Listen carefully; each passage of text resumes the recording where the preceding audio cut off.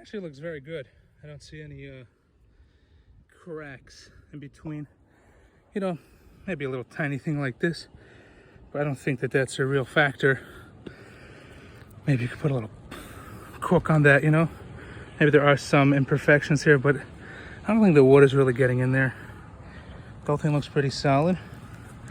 I do see an example of something that might be causing water damage. You see? I don't want to pull it out, but there's a little hole here. Hole right here.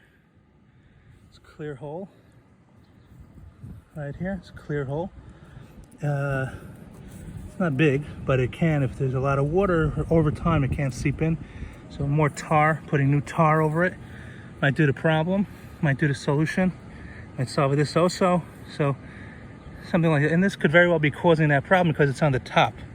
So if water's coming in over here and it's going down your wood, that could very well be. There are some small imperfections, like right over here. Here's an imperfection. Let me see if I can get it on camera. Here. See, like a little spot where there might be water getting in. Little holes. So new tarring right here. Like a new tarring. And they sell that in Home Depot. The flashing itself looks pretty decent. The cork and the flashing look pretty decent on that side in most locations. So definitely on this side, I see some of the cracks up there, like these over here, that could be causing it. You know, so maybe retarring do the trick. I don't see a lot of problems. The chimney itself up here looks pretty good. Could be the water from the, oh, here, I don't know if you can see this, but it looks like this flue is there, but it actually has a new fluke piece every foot. So it could be water's getting in the top, and there's even a step from the previous flue there that water could be sitting on and going into the house somehow. So that definitely could be. So put on the sealant, which is clear, can't really see it.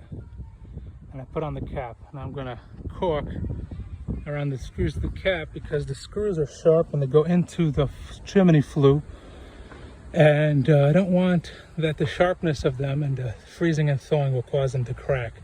So I'm going to put some cork around the ends of the screws just to keep water away from that area.